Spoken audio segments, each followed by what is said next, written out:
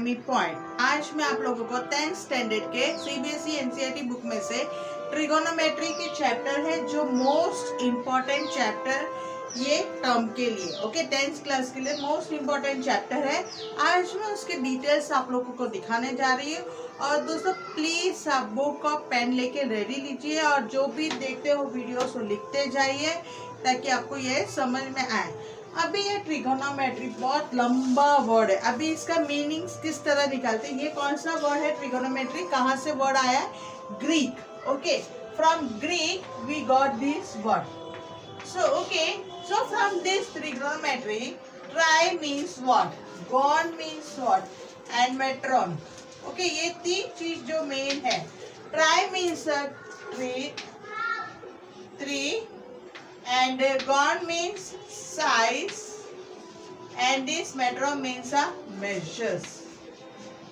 Okay, अभी आप लोगों को ये तीन चीज में से ही पता चल गया। इसमें सबसे ज्यादा relation between the three sides of the angles है, वो उसका बिटवीन द साइड्स और एंगल्स के, ट्राइंगल्स के जो साइड्स और एंगल्स है उसमें हम जाते हैं। ओके, ट्राइंगल्स के साइड्स और एंगल्स तो तीनों है, ए बी सी।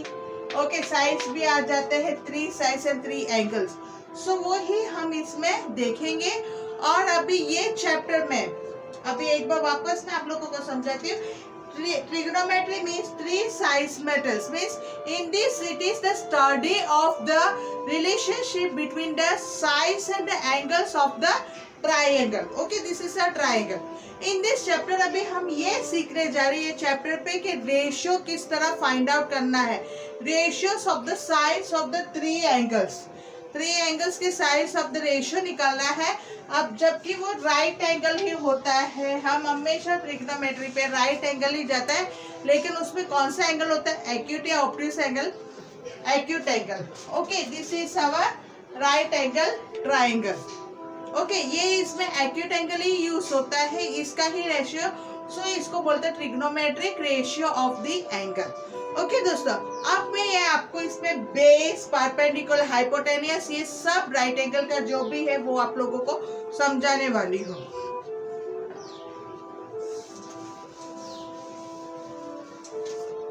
अभी दूसरा है बेस, परपेंडिकुलर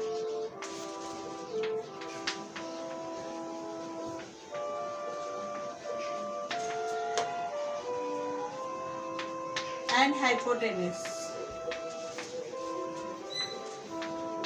हाइपोटेनियस में शॉर्ट एच लिखते हैं, पी और बी, ये शॉर्ट फॉर्म है। ओके, अभी ये राइट एंगल ट्राइंगल है। What is this? Right angle triangle. अब यहाँ पे मैंने ए बी सी डी डाल दिया है, ए बी सी। अब यहाँ पे जब 90 डिग्री, बी 90 डिग्री आता है, ओके, इधर मैंने बी 90 डिग्री दिया है। अगर ये ट्राइंगल एबीसी में angle B is angle B 90 degree दिया है, तो हमें ये क्या करना चाहिए? अगर फॉर एंगल ए फाइंड करना है, हमें एंगल ए करना है। ओके, एंगल ए करना है तो वी हैव बेस। बेस क्या होगा उसका? This will be our base part. Okay, ये बेस पार्ट होता है। ये जो चीज है वो परपेंडिकुलर होता है, और ये यहाँ पे जो है opposite of the perpendicular, it will be the hypotenuse. Okay, hypotenuse तो कोई भी है, बेस और परपेंडिकुलर अगर चेंज भी होता है तो hypotenuse will never be change. Okay, अब B A for angle A में बेस क्या है? यहाँ पे ए बी, बेस क्या हुआ? A B. अब परपेंडिकुलर बी सी, यहाँ पे देखो ये डायग्राम में परपेंडिकुलर क्या है? BC. So what will be our hypotenuse? AC. ये समझ में आ गया आप लोगों को? यहाँ पे see if the base will be there for if angle B is a 90 degree in the right angle ABC. Okay, right angle में ABC में एंगल B 90 डिग्री है, तो एंगल ए क्या होता है? ये पार्ट क्या होता है? ओके, तो इसमें बेस जो है ये बेस होता है, ए बी बेस होता है, बी सी परपेंडिकुलर होता है और ए सी हाइपोटेनस होता है। ओके दोस्तों, ये समझ में आ गया आप लोगों को। अभी मैं अगर ये सी अगर यहाँ पे मैंने सी जब किया है, सी विल बी द एंगल, वो मैं एक बार रब आउट करके आप लोग ने ये लिख दिया है। ओके, अब मैं दूसरे वापस ड्राइंग करके दिखाती हूँ। If this is right angle triangle ABC, अब C के पार्ट मैंने इधर किया है। इफ फॉर AC अगर B 90 डिग्री है, B 90 डिग्री है तो एंगल C का क्या बेस होगा वो देखने का है। फॉर एंगल C पे बेस क्या है? This will be the base. What will be the this? Base will be the BC. So base is equal to BC. और परपेंडिकुलर और हाइपोटेनस ढूंढना है। Hypotenuse will be the same I said, वो hypotenuse same ही रहेगा, उसका hypotenuse का value भी हमें AC मिल गया है। पर परपेंडिकुलर कहाँ जाएगा? नीचे AB पे।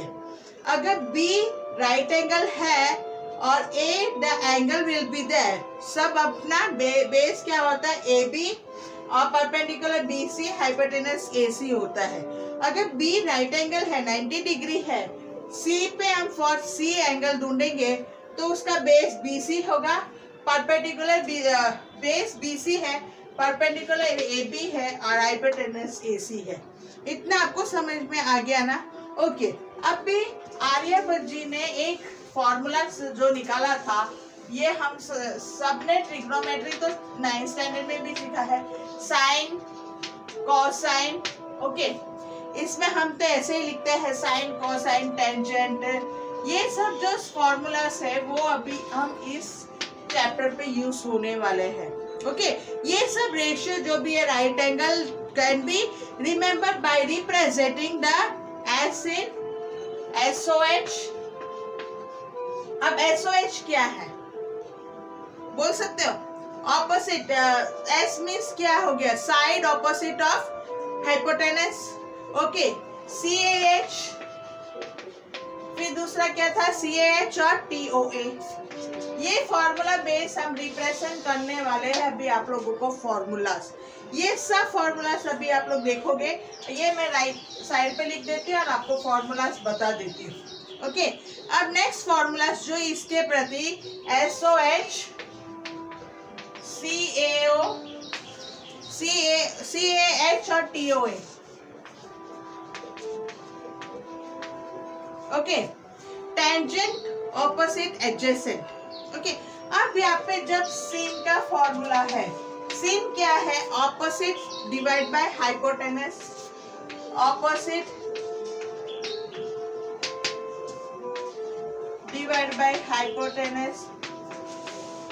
अभी मैंने डायग्राम पे आपको दिखाया, ये राइट एंगल ट्राइंगल है।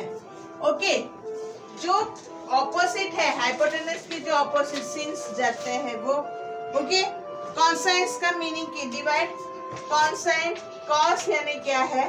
Adjacent divide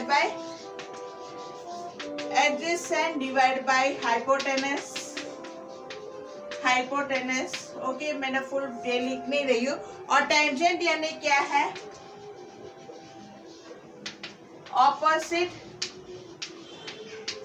divide by adjacent. देखो, ये तीन फॉर्मूला यहाँ पे आ गया। Sine opposite hypotenuse, cos adjacent hypotenuse, tangent opposite adjacent. Okay, अभी ये तीनों का फॉर्मूला ही हम कोणते पे ले लेंगे जो कॉट, सेक और कोसेक पे आता है। ऑपोजिट वे पे जाएगा, that means the reciprocal will be there. Okay, किस चीज पे जाएगा? वो रेसिप्रोकल होगा। रेसिप्रोकल मीन्स ये तीन जो अभी दो तीन जो किया है उसका ऊंधा पे होगा कॉट, सेक और कौन सा? कोसेक। ये तीनों जो है सीन कॉस टेंजेंट का ही हम ऑपोजिट में कॉट, सेक, कोसेक लेंगे। अभी कॉट है, ये ऑपोजिट और एडजेसेंट के ही ऊंधा लिखेंगे। Adjacent divide by opposite. Okay, adjacent divide by opposite. अब दूसरा क्या है? सेक, कॉस जो है, कॉस और सेक एक जैसा होगा, hypo divide by adjacent, hypotenuse divide by adjacent, और sin hypo divide by opposite.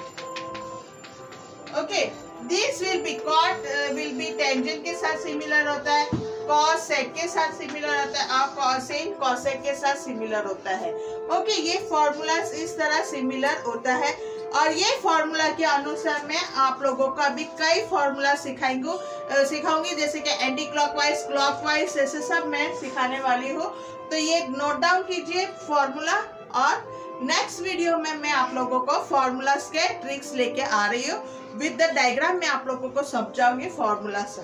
Okay friends, if you like my video, click the like button, comment, share, subscribe my channel, and please share कीजिएगा, दूसरे friends को भी ये video share कीजिएगा। Okay, click the icon bell icon दबा दीजिएगा। Okay, thank you friends.